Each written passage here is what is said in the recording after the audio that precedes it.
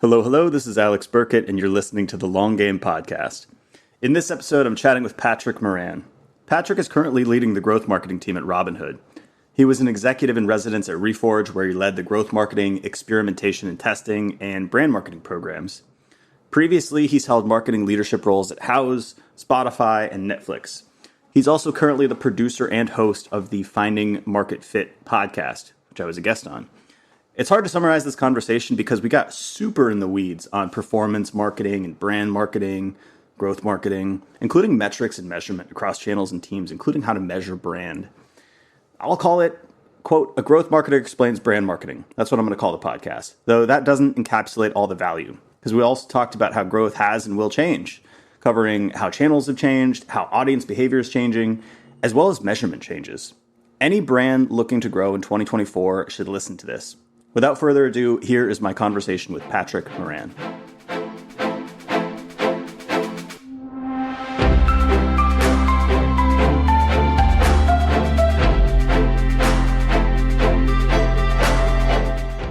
How does a growth marketer end up creating and leading a brand marketing course at Reforge?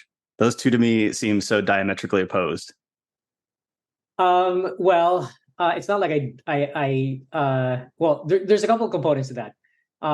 First off, in developing the actual program, it wasn't just myself, right? So I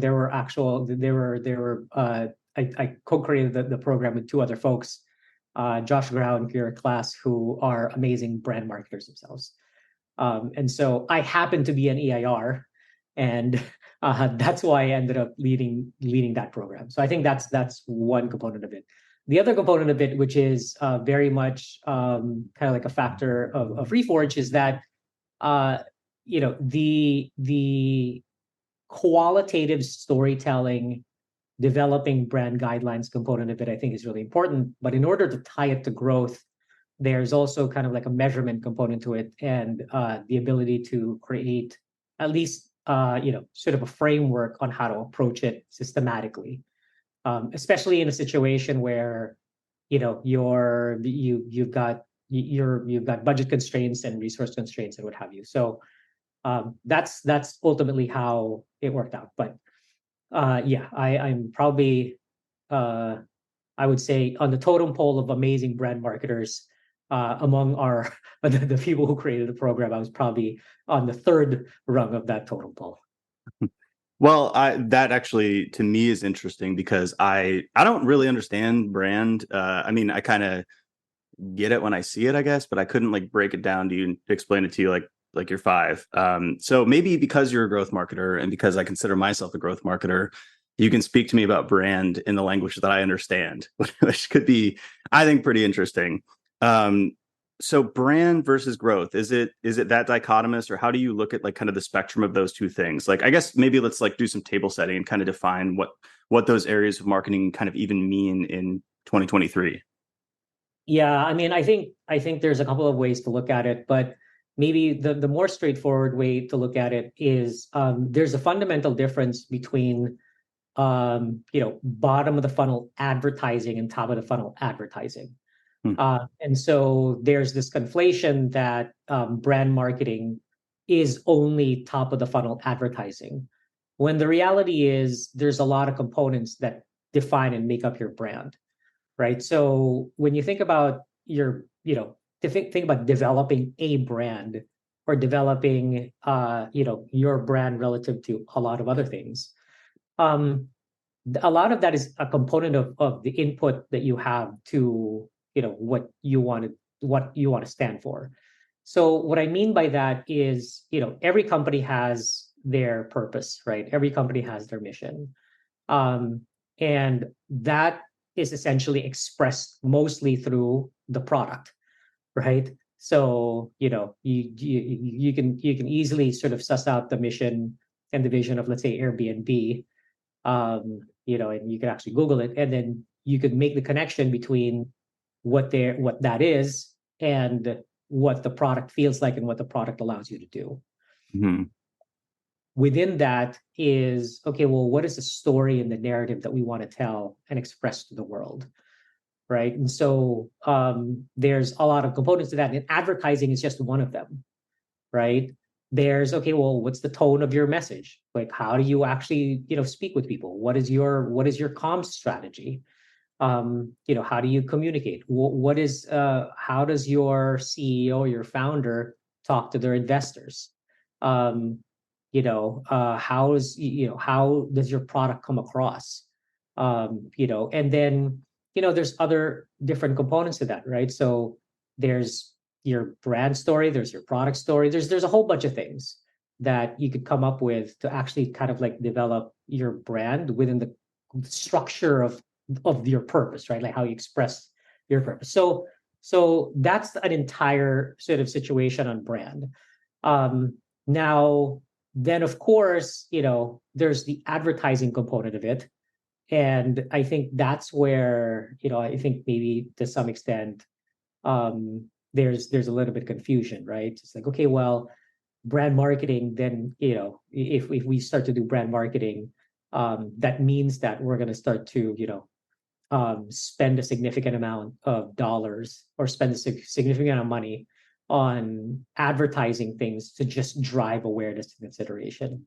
Mm-hmm. When the reality is there's an entire advertising strategy, right, that is a component of that, but is not holistically, brand marketing, right? So I don't know if that generally makes sense, but I think that's usually where the confusion starts to kick in, where there's like, okay, well, are you doing brand marketing? Are you doing, direct? Are you doing performance marketing? Are you a brand marketer? Are you a performance marketer?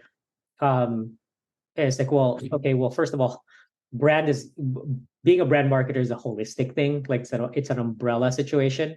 Brand advertising is a component of a holistic advertising sort of situation. So, breaking it out at least into those components is probably a good start. I can see that brand seems to drip through multiple different channels and efforts. It's somewhat of a composite, almost like an entity of itself.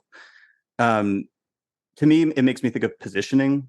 So how does brand differ from positioning, if it does at all? Yeah. So there's a few components that define your kind of like your brand strategy, right? And positioning is one of them. The reason why positioning is only one component of it is because positioning is always related to one, your target audience. Actually, it's related to how your target audience is currently doing things today, and how you ideally would want to influence that behavior to benefit your brand, right? So a positioning statement is actually sort of a culmination of a few different sort of things. But again, that's probably one area. There are other areas, right? So, okay, well, why do we exist? Why are we here in the first place, right? So I think that's one component of it. Another component of it is, okay, well, what do we expect the world to look like if we succeed, right? That's another component of it. So you put these things together, and then you kind of have sort of the makings of, okay, well, directionally, where do we want to go, right? And then you have the way to execute against that, right? So then, okay, well, if this is where we want to go in the world, this is how we see the world today, and this is how we want to influence our target audience. What is the product we need to build? And more importantly, what are the capabilities that we should not build, right? So if you look at Instagram, for example, Instagram has built a significant amount of features, but it still does not take away from the simplicity of the way the product was built, many years ago, right? There's a lot. I mean, you look at the difference between Instagram and, I don't know, Flickr or Twitter, right? Or even the differences between these social networks. The behaviors of the audiences in those networks are fundamentally different, even if you're the same user. And that's because of the features that they're building. Those features they're building comes from a purpose, right? Now, whether they state it as a purpose or some other thing, it comes from a purpose which informs the product strategy. So those are the components of that. The reason why I'm talking about product is because it feels like more often than not that it becomes more real if it's on the product. whereas it's fluffy if it's on marketing, when the reality is it's actually the same. It's just that the product is able to express it in a way that you're able to experience it. But the marketing is coming from the same playbook, right? So there's an advertising component to it. There's your tone, there's your messaging. You're talking to different users in different ways, right? So I'll go even a little bit deeper. In performance marketing, you have different LTV audience. Like the more sophisticated performance marketers will always optimize to multiple LTVs. All right, so it's not just one LTV because that's an average. You probably want to optimize to, okay, well, here are higher value users, our mid value, lower value. We're making a bet on some of these lower or maybe mid value for a handful of different reasons. Some of them may be competitive. Some of it is because we expect that our retention rates will be stronger and that we can be able to monetize them. Well, you're speaking to those audiences in varying ways. And the way that you speak with those audiences, the way that you develop your narrative is based off of something.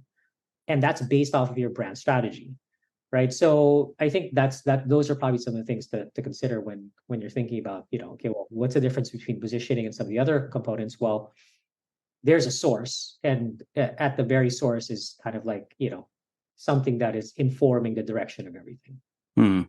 This may be esoteric, but it brought up an idea. So I think positioning, in my experience, is you're definitely looking at the market, but a lot of it is almost like an internal strategic exercise to figure out how you can best position your brand, your product, all of kind of like the initiatives that you're building out to best capture what you think is going to be a successful path, depending on your goals. With your examples there with Twitter and Instagram, I can see how the product decisions influence how people behave on the platform. Simply, Twitter started out as a largely text-based platform, short form. Instagram is very visual, so like people behave differently. But I'm curious because like now there's Threads, and Threads is similar to Twitter, but I think the audience is so different. So I wonder, like with growth marketing, you seemingly have so much control, right? Like you can turn on ads, you can turn off ads, you can build these pages, you can cut those pages. Like there's so much control. It seems like with brand, there may be some symbiosis between the audience itself and the product, in that like maybe their behavior also influences the product features and vice versa, right? Like Threads feels so like positive and cheery and campy. And when I go on Twitter, I'm like, it's all like fight videos and politics and people like quote tweeting each other and shit. So I wonder if there's some semblance of like, hey, like even if you build this strategy, this positioning, these product features, there's still some element that like your audience is going to tell you what the brand is. Does that make sense? It makes sense. And if you think about it, that's just the function of building a product to try and gain product market fit. And that's why there's a difference between building a product and trying to gain and strengthen product market fit versus advertising. Those are two fundamentally different things, because to your point, advertising, I mean, you look at consumer products for advertising, what is the look back period? 7 days. So I have control within a 7-day period of what to advertise. And not only that, I'm getting the help of, Meta or Facebook or Google, because they're doing a significant amount of the algorithms and targeting and frequency capping and creative sequencing on their side, right? So again, from an advertising perspective, definitely it's controllable, because the other thing too is it's one way for the most part. So as an advertiser, I spend money, here are the ads, and then, I expect some type of return against it. Whereas product market fit, or trying to strengthen product market fit, is at the very least a two-way relationship. And the reason why I say very least is because you look at marketplaces, and marketplaces have, sort of multiple parties against them. But that's kind of like where that's the difference, right? And so when you think about positioning, there's a couple of different sort of layers of positioning as well. There's positioning at the campaign level, right? So, this particular feature or product is for this audience who does this behavior, and we are the better alternative for this particular behavior because A, B, and C. So but there's also positioning at the highest level, which is at kind of like at the company level, which Ariel Jackson who's one of the amazing marketers, I guess, that I've gotten to speak with, will argue, rightfully so, that you probably want to define your positioning first before you even write a line of code. Hmm. And it's because it's so upstream that you want to figure out your direction first and then scale versus scale and then figure out direction after. Right. So I think maybe that's kind of like another sort of component to your point about positioning. But to your question around, you know, kind of like the more malleable type dynamic and nuanced relationship between a brand and their customers. Yeah, that's absolutely true versus an advertising sort of scenario, which is certainly much more single direction than anything else. All right. Well, I want to enter the murky waters of measurement, if you're all right with that. How do I phrase this? So let's start high level. And again, we're using the dichotomy of growth marketing and brand marketing just to set the table. In my experience, growth marketers have basically been defined by their preponderance on measurement. Like everything you can do can be measured. That may or may not be true. I think it's getting more difficult. But one skepticism I think I've heard or I felt as a growth marketer is that it's kind of like it's like I have faith that brand matters, right? Like I can kind of intuit that having a brand matters, but I can't prove it. I can't measure it. So is there a way to prove it, to measure it, to quantify it, or is it just the dichotomy of, say, like science versus art? So it depends. It depends on there's a lot of things. There's a lot of things to measure, right? So I guess maybe I'll focus it on a couple of areas. So when we talk about growth marketers, my definition, there's many definitions to growth marketing, but my definition is basically the use of communication channels, or growth marketers or growth marketing is basically the use of communication channels to drive predictable growth. That's Sorry, not, just I just want to interrupt real quick. And there's growth product, which you would differentiate from growth marketing. yes. I would completely differentiate that, right? So growth marketing I would define as the skill set or the capabilities of using communication channels to drive predictable growth. Right? So by communication channels, paid, owned, well, it's really mostly paid and owned. Right. SEO, like paid ads, etc. Yeah, and there are others, right? I mean, sometimes SDRs, like the growth teams will have SDRs sometimes. And there's others, right? I mean, there's user to user growth, there's and things like that. But referrals and what have you. But generally speaking, when you talk about and generally speaking, that's what gets the most attention because usually a significant portion of a company's budget goes into paid marketing, right? And so that's why it gets like a significant amount of attention. So from a measurement standpoint, within that world, there's certainly a lot of things that you can now measure, right? Let's say on the acquisition side, if I'm spending $100, I want to be able to understand what I'm getting out of that $100 and when, right? Because the what I'm going to get for that $100 defines my ROI, and then the when defines when the company starts to get make their money back, right? The big error that I see in this world is to try and use the measurement applications of growth marketing to the worlds outside of growth marketing, because it's just different, right? Now, let's get into like brand advertising, right? Which is kind of like where a lot of the core of these conversations typically end up. So when we talk about growth marketing, there are a couple of very discrete, or not discrete, but very definitive sort of variables to measuring growth marketing. right? So let's just take acquisition, for example, and then let's get into retention in a little bit.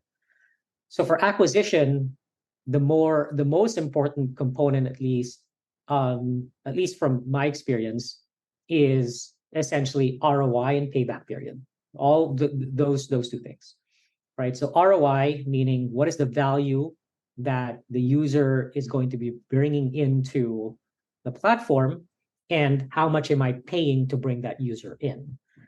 And then how long is it going to take for that user to pay me back, so that I can start to realize that revenue or that profit in order to invest that back into the business, right? Now, there's a couple of ways that you can measure those different components. You have to measure, first of all, the LTV, or what is the best way to measure LTV, right? And so I can go down into a rabbit hole of how you do that, but typically it's revenue multiplied by contribution margin, typically, and then some retention component. Mm-hmm. Then you also want to measure, well, what are we using for spend, right? So I can also go down a rabbit hole in that. Usually there's working media, and then there's a couple of other components.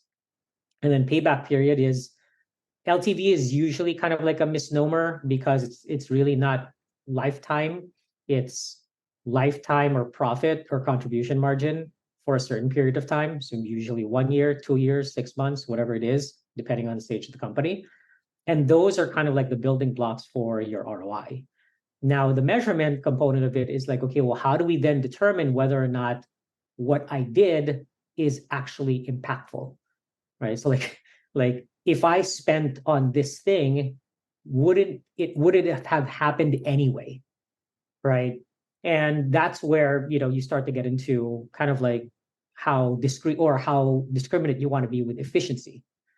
Because a perfect example of this would be branded search, right? So I can be spending a significant amount of money on branded search, and the business might be indicating to me that it's bringing a significant amount of revenue to the business, but is it really truly incremental and impactful? Like, if I took my money out of brand search, would that have happened anyway? Right? Because people are typing in my brand on Google, and they're clicking on the first link.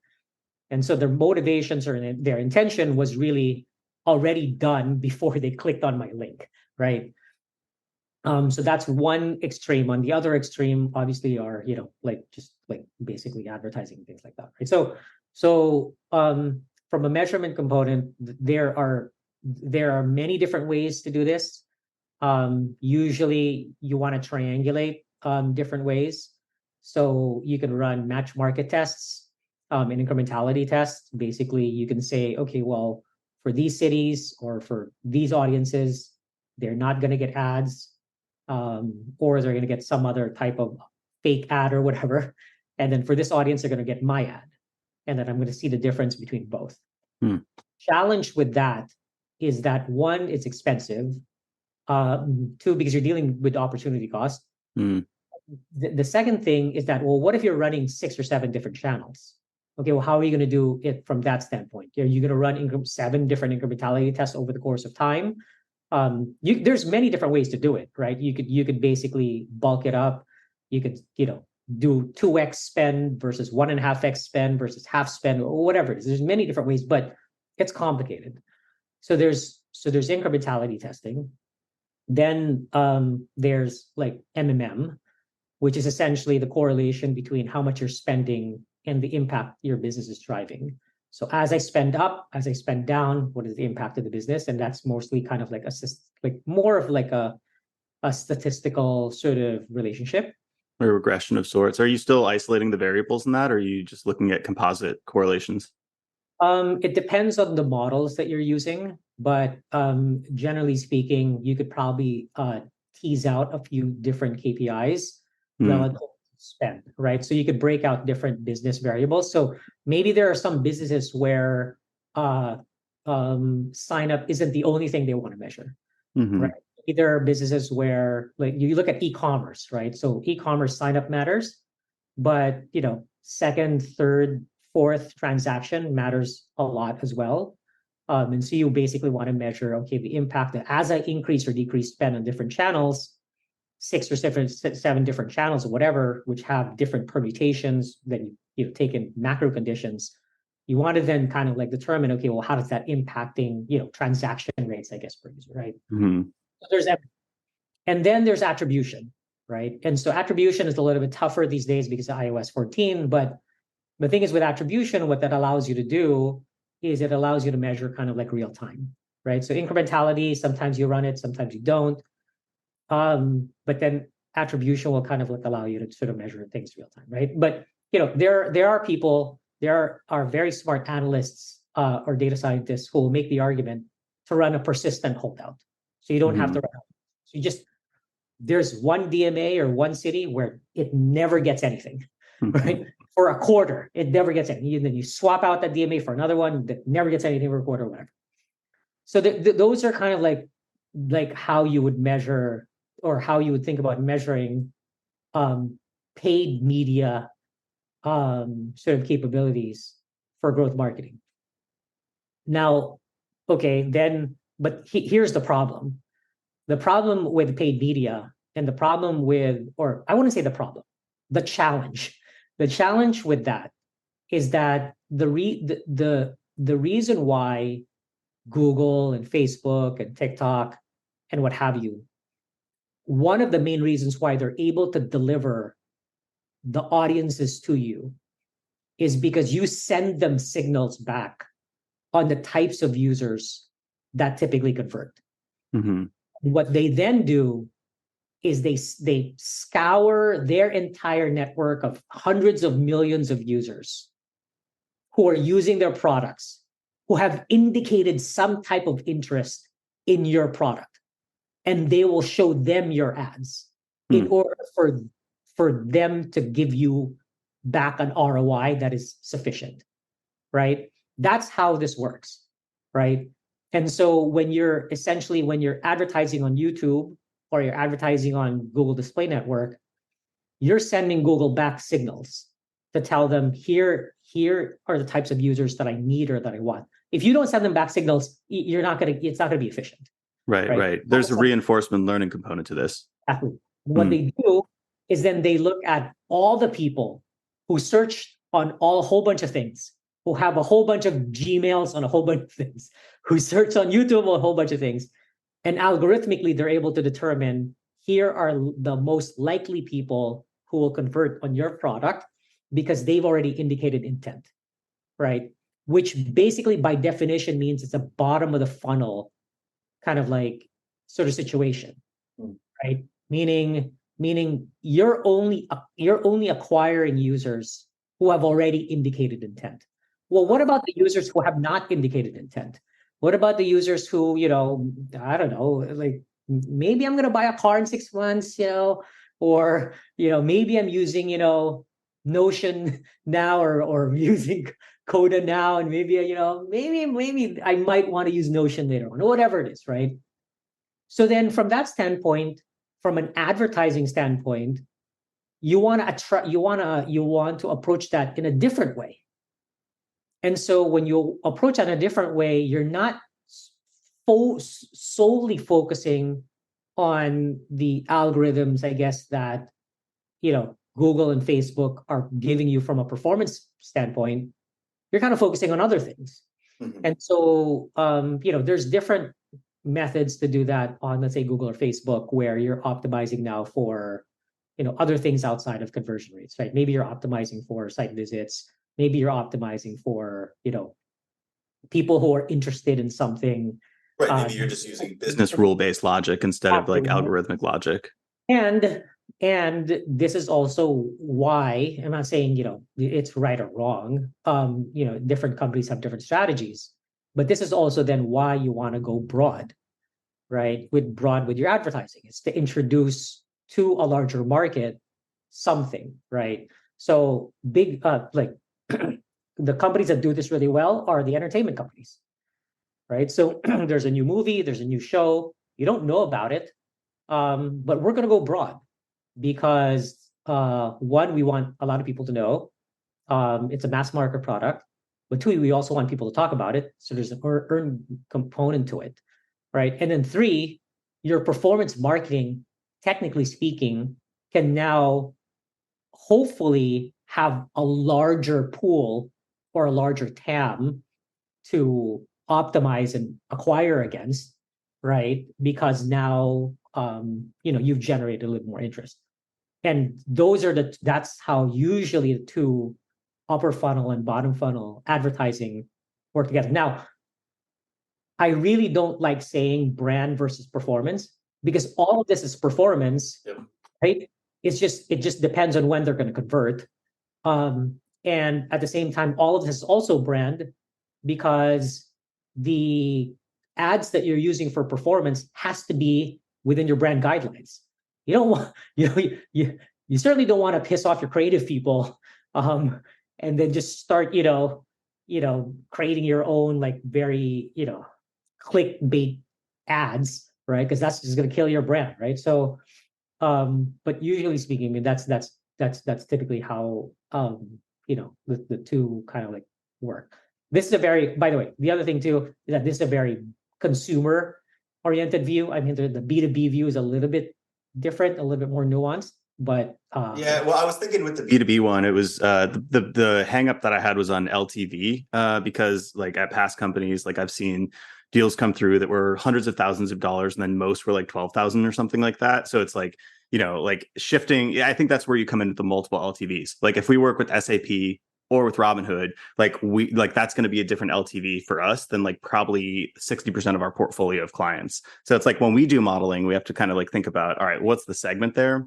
But I think the rest makes sense. And actually, the dumbest analogy came to mind, so humor me here. But I think a lot of growth marketers really they think in isolation. So like if you're running bottom funnel paid ads and you're at HubSpot, you're probably just by nature of having the brand of HubSpot going to convert better than if you were a no-name CRM, or if you're running sales development outreach campaigns, you're going to get a higher response rate than if you were some no-name startup. And I think it's hard to quantify that. So it's almost like I'm imagining a basketball team. And if you only have like one person running down court and like they're the growth marketer, like they're trying to, make a basket, like they've only got a couple moves available to them. And the only thing they can do is maybe like practice like their dribbling and their shooting, and maybe they get 10, 20% better. But when you add those other components where you can have an assist and you can pass a couple times and you can you ultimately like expand your options, and you can make that shot at the right time. It's hard to like say, all right, which person who passed the ball first, second, or third ended up like assisting to make that shot. But obviously it helped you in your goal of scoring points. I don't know if that metaphor makes any sense whatsoever, but like that upstream effect of brand marketing clearly has a downstream effect on growth and performance. It does. And so I think there's always this, I wouldn't say tension, but there's always a relationship between your expected growth rate and your TAM. Mm-hmm. Right? There's always going to be that, right? Meaning if you're earlier stage, right, and you're kind of like just breaking through, your TAM is fairly massive. And so your expectations for growth rate kind of like matches that, but you're working with smaller numbers. And so if you're working with smaller numbers, then at that point, then you just kind of want to get out there. Right. So maybe your level of sophistication relative to, let's say, the Amazon advertisers of the world or whatever, maybe isn't, as sophisticated, but it just depends on how much you actually want to acquire by. Once you're hitting a point where you're kind of saturating the market, then you have to get a lot more sophisticated, because at that point, you're competing against many players, not just your peers, but also all the startups, right? And you're also now trying to reacquire a lot of customers or users that that use your service many years ago, that use a different product, and now you're a new product, right? And so it just comes along with that, right? So the larger you grow, the more sophisticated you just have to get, because by definition, it just becomes the TAM, the makeup of your TAM just becomes a lot more murky, right? A lot more. They have many more options. they've probably used your product, they've used your competitors' products maybe to some degree. And so, and then you're also starting to face, your ceiling with your ROI, right? So, which is why LTV by nature just has to grow, and ultimately tie the product market fit, right? So, stronger your product market fit, stronger LTV, ideally, if you're monetizing effectively, and so which gives you a little bit more money to spend, right? So, but yeah, so that's it makes a ton of sense. I mean, we felt the same way, at Spotify, and I'll give you a couple of examples, right? So let's say Spotify in let's just say Brazil, right? So Spotify in Brazil, it's a massive market because the competitors that you have in Brazil are mostly still on analog. You only have maybe 1, 2, or 3 main streaming competitors, and it's just the audience is so big. And so from that standpoint, at least when I was there, it was a straight acquisition play, right? It's like, okay, well, let's double down on a couple of channels and then just acquire, along with a lot of other things, right? Like partnerships, what have you. But generally speaking, it was much more direct. But when you compare that to, let's say, the US market, where you have 7, 6 really strong big players, and you've pretty much acquired the entire market or the entire TAM, and now you're kind of like trying to reacquire it. At that point, you have to get much more sophisticated with the way that you're doing things, right? And so that maybe it's not just growth marketing; it's other things, partnership, it's art, it's partnering with artists, et cetera, et cetera. Because again, you're already hitting kind of like marginal returns with your spend, right? And so this is also why you have a lot of companies doubling down on like MarTech, is because even if you push your marginal spend by basis points, the impact, the absolute dollars, is pretty significant, right? So like if I'm able to say, okay, well, rather than spending, $1 million in advertising, I can spend, $1 million and 1.1 million, right? The percentage lift, it maybe is not as significant, but the absolute dollar lift is actually fairly significant, right? And so that's why you're seeing a lot more, companies using automation and machine learning to try and push the envelope a little bit, especially on the lifecycle side. Yeah, can you double down on that? What did you mean by companies are doubling down on MarTech?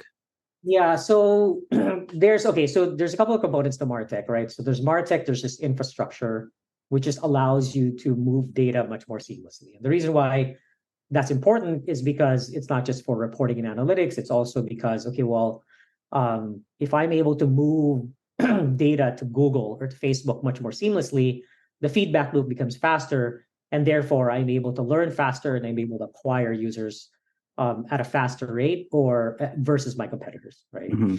So there's just infrastructure, right? And so there's obviously there's your CDP, and then there's application layers on top of that, et cetera, et cetera. But let's say, let's say I'm spending, $100 per user, right? To bring in a user who has an LTV of, I don't know, $100 as well. So it's like, say, ROI of 1.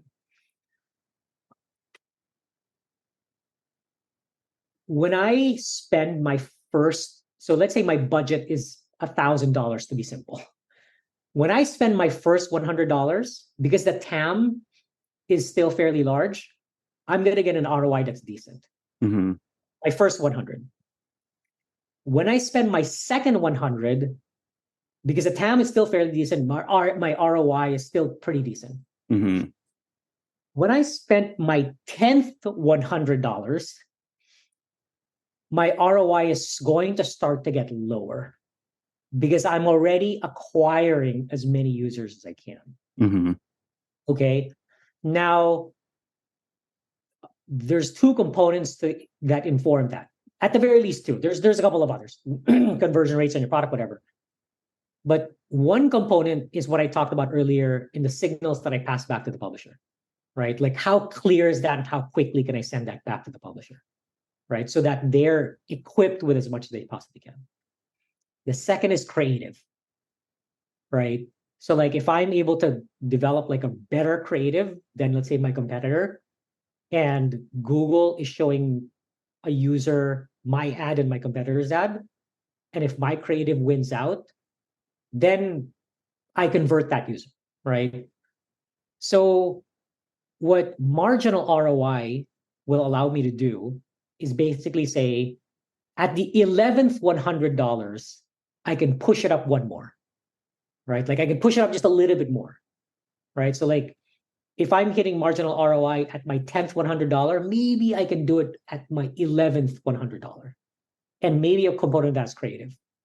Okay, so when you think about like machine learning and things like that, and you essentially say, okay, well, you know what? I want to apply machine learning to creatives so that my creative is so hyper personalized that it'll convert users at a better and more efficient rate. Companies in e-commerce do this extremely well with email. If you get an email from Wayfair, this was a couple of years ago, you'll see like 6 boxes in there. Some of them are curated by a person. Some of them are algorithmically done. And that's to optimize the propensity of you purchasing off of that email. So you could think about the same thing for Facebook ads or YouTube ads or what have you, where you can now use MarTech and machine learning to determine, okay, well, here's the creative I kind of want to use, right? So if you talk to any of these like creative agencies on the performance side who are really good, what they will do is they will break out the video into like, say, 3 or 4 components. And within the 3 or 4 components of that video are iterations of the first component, iterations of the second component. So you as a user, as a distinct user, will get a flavor of the video versus me, right? And machine learning will plug in that. And the reason for that is simply to push the envelope as high as they possibly can to the point where they start to hit marginal sort of returns. But that's where the machine learning component and MarTech component of it starts to kick in.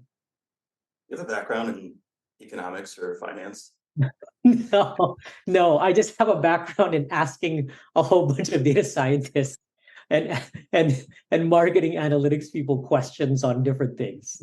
So you're speaking my language now. And it's like marginal utility, diminishing marginal utility, expected value, like all of that stuff. Like, yeah, it's fascinating. I mean, it's much more applicable to the world of paid because of all of the technologies that you mentioned. But we try to look at SEO under that lens too. And I think it's a rare lens to look at things under, but I really resonate with it. So I was just wondering if you had any background there. Yeah, no, I went to business school, but many years ago. So I don't know if that's even sort of valid at this point. But I think all of these like underpinning philosophies and disciplines tend to they show up in growth, right? Like I remember my background was in experimentation, and I didn't know where the models came from, but then I would read on my own, and I'm like, oh wow, the lean startup model. That's kind of like how CRO process was run, or like you kind of see these things, and like economics show up in different fields, and you're like, oh, that's where that came from. It wasn't like this new thing that like we just like came up with overnight, Yeah, and I think this is where, I mean, to be quite candid, this is where working with really great people starts to have some benefits, right? Because working with really great people, one surfaces up certain frameworks or certain philosophies that maybe I wouldn't have thought of. But then two is that you then you're kind of forced to really start to think very deliberately and deeply about these things, because this is kind of like the world that we live in, right? So that's why I also really fundamentally enjoyed my time at Reforge, is because you're kind of like forced to think in frameworks, right? It's like, okay, well, obviously everybody thinks about things from a tactical and application standpoint, right? So that's kind of like a given. Okay, well, what are the commonalities in this world? What are some of the common things that we're seeing given what's going on today in different businesses? And that's usually where frameworks start to come in. And yeah, I mean, I think, having taught the program, wasn't just me teaching, it was me exposed to some amazing growth marketers who kind of like think this way. And I was just very lucky and fortunate to have been able to ask them a whole bunch of questions. So, but yeah, to your point, it's you know, it's, I guess I'm the beneficiary of being exposed to a lot of just really great people. So we're coming up on time. I really wish we had more time. Maybe we'll do a part 2 in the future. But I did want to ask, like, being in growth, you've been in growth for a while. Things have changed economically over the past couple of years, especially in tech. It's kind of a roller coaster, still is. Artificial intelligence, there's tectonic shifts happening. How have you seen growth change in your career, and how does it look today versus, let's say, like 4 years ago? Like, are there different expectations? Is the model changing? How are we thinking about growth now? So I ideally would want to give you a much more philosophical answer to this one, but maybe I'll give you something that's slightly more tactical, at least given kind of like what I've seen, you know, what I've seen, I guess, over many years.